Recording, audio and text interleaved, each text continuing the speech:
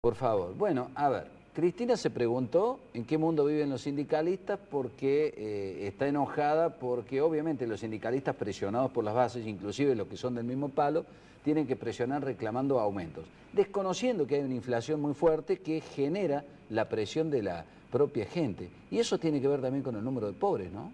Sin lugar a dudas, la gente comúnmente no discute la inflación, cuánto es de la inflación, si siente o no la inflación, pero no hace ese ejercicio de hacer una relación directa con la pobreza. Si la inflación es un problema, evidentemente la pobreza también está creciendo y se está conformando como un problema. Hace poco tiempo salió los últimos datos de la encuesta permanente de hogares, EPH, los cuales a nosotros como centro nos da la oportunidad de poder restablecer, actualizar los datos de pobreza e indigencia, el último dato de EPH que es diciembre de 2014. Ahora, para diciembre de 2014 los datos nos indican que hay un poco más de 12 millones de personas en condiciones de pobreza, siguiendo la misma metodología para calcular pobreza que utilizaba el INDEC. Hasta el 2013, nosotros hacemos exactamente lo mismo. Utilizamos ingresos, determinamos ingresos a través de la encuesta permanente de hogares y establecemos el valor de los alimentos a través de nuestro propio indicador, el índice barrial de precios, que realizamos hace más de 3 años ya en 7 provincias y es bastante extendido, por cuanto nosotros visitamos mensualmente más de 1.200 comercios y recaudamos en precios más de 12.000 precios distintos. Entonces, un número realmente de una envergadura importante, además de que sumamos no solamente los grandes centros comerciales o cadenas, Sí. sino que vamos a ser conjunto de comercios que populan al interior del barrio, como almacenes, verdulerías y carnicerías, donde realmente una parte importante de la economía familiar en los barrios se mueve sigue ahí, sí. direccionando a ese lugar. Ahora, ¿cuánto necesitas para una familia tipo, matrimonio con 2 hijos, como canasta básica? Para no Como, ser pobre, digo. como canasta básica, Sí. vamos a A aclarar, ver, la sí. canasta básica CBA es la que determina la línea de indigencia. La CBT, o canasta básica total, es la que determina la línea de pobreza.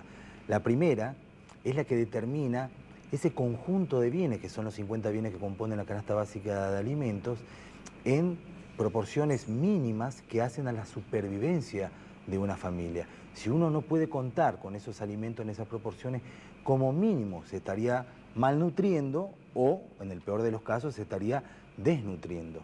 Para marzo pasado, esa canasta está en torno a los 3.000 pesos. Un escalón más arriba, en una situación mala, no en una situación desesperante, pero sin lugar a dudas una situación mala, está la pobreza a través de la canasta básica total. Esa canasta básica total que reúne, aparte de los alimentos, el componente no alimentario, para la misma familia tipo, 2 adultos y 2 niños, se encontró para marzo en 7.000 pesos. Eso es lo que requirió una familia para no quedar comprendido en la línea de la A ver, pobreza. 7.000 pesos para esa canasta y tenemos que la mitad de los asalariados, en blanco, lo que será lo que ganan los que están en negro, ¿no? En blanco cobran menos de 5.500 en el país. Bueno, ese es un dato Claro. oficial que usted indica y que es bien preocupante, por cuanto si el propio gobierno nacional indica que el promedio del salario en blanco es de 5.500 pesos, estamos hablando de lo que son en blanco, Sí. lo que tienen paritaria, lo que tienen convenios, lo que pueden discutir gremialmente sus salarios. Tienen ese tipo de salario, imaginémonos ese 35% de los trabajadores que están en situación informal, que no tienen nada de eso, evidentemente no están cobrando tampoco 5.500 pesos. Ahora bien, esos 7.000 pesos que nosotros indicamos como línea de pobreza, hay que ponerlo en términos de la realidad, como recién se planteaba en su mesa, es decir, cuántos salarios del sector público, pero también del sector privado, están por debajo o un par de pesos por arriba de estos 7.000 pesos que nosotros indicamos para la línea de pobreza. Y tenemos una situación dual, por cuanto a los 7.000 pesos, en esa línea, si uno la mira y la cruza, cae en la pobreza. A los 15.000 ya paga ganancias. Claro. Esa es la situación en la que estamos. Claro. 7.000 líneas de pobreza, 15.000 ya paga ganancias. Claro, ¿y en esos 7.000 no está contabilizado un alquiler, por ejemplo? está contemplado en una proporción muy pequeña. Claro. Evidentemente, ese componente alimentario más los otros componentes, pero en términos básicos. Evidentemente, si sumamos el impacto que tiene un alquiler completo, claro, y le sumás los impacto impuestos que puede hoy tener trasladar a los chicos a un colegio, sí, o tener algún tipo de actividad por fuera del trabajo, evidentemente es mucho más alto. Sí. Esta medición que nosotros tomamos es la misma que hacía el INDEC, por eso la seguimos continuando, a pesar que el INDEC dejó de medirla ya por el 2013, es la última vez que tenemos un dato de pobreza oficial. Ese dato de pobreza indicaba menos del 5% de la población en condiciones de pobreza. ¿Qué quiere decir?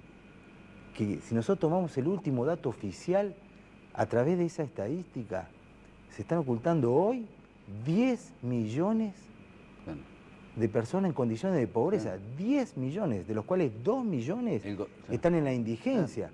El gobierno en la estadística había extinguido prácticamente los pobres, ¿no? No, directamente lo aniquiló. Es más, yo creo que lo dejó de hacer porque llegó un momento que era insostenible, claro, no ese mismo camino y ese mismo proceso. Es decir, bueno, en esta década se dijo hace algún tiempo, ¿no?, que se podía comer con 6 pesos, que la desocupación había bajado prácticamente a cero, dijeron en el Gran Resistencia, en La Rioja. Bueno, nosotros tenemos los datos de, por ejemplo, de Chaco, por ejemplo, de Salta. Los datos de pobreza ahí son muy parecidos a esas imágenes que en los 90 nos devolvía la televisión, donde los peores indicadores socioeconómicos se encontraban en esas provincias, donde los porcentajes de pobreza están por arriba del 40%. Y eso es interesante, porque esa fotografía, cuando uno dice los 90 y esta década, yo no sé si lo voy a poner esta década, la década ganada, perdida, olvidada, extraviada. O relatada, por lo menos. O relatada. Pongámosle el mote que querramos a esta década. Ahora, cuando en términos sociales la comparamos con la década de los 90, en la década de los 90, el promedio de la pobreza del 91 al 99, donde nos dejó antes de la crisis, está en torno al 30-31%. ¿Qué quiere decir? Que pasamos de una década a otra con porcentajes parecidos. ¿Esto qué quiere decir? No que no hubo más pobreza en Argentina, porque seguramente si hay alguien del gobierno sentado diría, pero usted se está olvidando de lo que pasó en el 2002, 2003, y nosotros no nos olvidamos de eso. En ese lugar estamos con el 54% de la pobreza, y luego empezó a bajar hasta el 2007. Fecha donde interviene el INDEC, donde empiezan a tener problemas con la inflación y con los precios. Ahí se ameseta hasta el 2011. En 2011 empieza a crecer 11, 12, 13, 14. Y hoy estamos en 12 millones de personas. Ahora, décadas muy distintas. Mientras una década de los 90, signada por la destrucción del aparato productivo, el desempleo masivo, y esta otra década, signada en buena parte de estos años por un crecimiento, como le gusta decir a la presidenta, tasas chinas. Sin embargo, en términos sociales mantenemos esa estructura dura de la pobreza, ese núcleo duro que se supo pasar de una década a otra y no se enteró que esta era una década ganada. Y aún la gente sigue siendo pobre teniendo trabajo, ¿no? Y trabajando duramente. Bueno, el dato es cruzarlo, el dato oficial de 5.500 pesos junto con el dato de la línea de la pobreza. Claro, si necesitamos 7.000 pesos para no caer en la pobreza y muchísimos salarios están o un poco por debajo o solamente algo por arriba, evidentemente esa situación es distinta. Y comparada otra vez con los 90, en los 90 uno llegaba a la pobreza o caía en ese margen de la pobreza principalmente porque no había trabajo. No había trabajo, la gente vivía de changa, entonces rápidamente se desprendían pedazos, gajos de la sociedad y caían hacia la pobreza. Hoy, en esta década, sin nada por el crecimiento económico, la realidad es muy distinta. No es de pleno empleo, claro que no es de pleno empleo. Sin embargo, teníamos más empleo que en los 90. Ahora, la realidad indica que uno puede ser o puede estar en condiciones de pobreza siendo un trabajador, ganando 5.500 pesos como gana el promedio de los trabajadores. ¿Qué quiere decir eso? Que lo que le ofrece este modelo a gran parte de los trabajadores es levantarse a las 6 de la mañana, como mínimo trabajar 8 horas y volver a su casa con una seguridad plena, que no va a salir de su situación de pobreza. Eso es el final de este modelo. Y eso es de lo que no se habla, porque la presidenta seguramente prefiere a la hora de discutir salarios e ingresos con el sector que está ganando más, que tampoco son la aristocracia obrera. Pero lo que hay que discutir, y me parece que hay que poner en el centro de la mesa, es que el conjunto de la sociedad se está empobreciendo en su propio salario, por cuanto los ingresos suben por la escalera, la inflación por ascensor, y ahora se le pone un techo a las paritarias de tal manera de cerrar el año tranquilo. Y eso es una situación injusta, por cuanto si nosotros reunimos al arco de la política, evidentemente la pobreza no es un tema, no es el tema central, seguramente lo será la inseguridad u otro tema, no es la pobreza. Ahora pensémoslo un minuto, todos los que nos sentamos en torno a una mesa soñamos con una Argentina desarrollada, con un país productivo, con un país que avance, pujante. Ahora, yo le puedo asegurar, Martínez, que es una quimera, es una mentira ese país si nosotros no resolvemos una situación en la cual 1 de cada 3 argentinos hoy se encuentra en niveles de pobreza. Y peor aún, la mitad de eso son niños de 0 a 17 años, donde los errores que cometemos en los primeros años, sin lugar a dudas, por más que pongamos tiempo, recursos en el futuro, no se recupera porque el daño ya está establecido.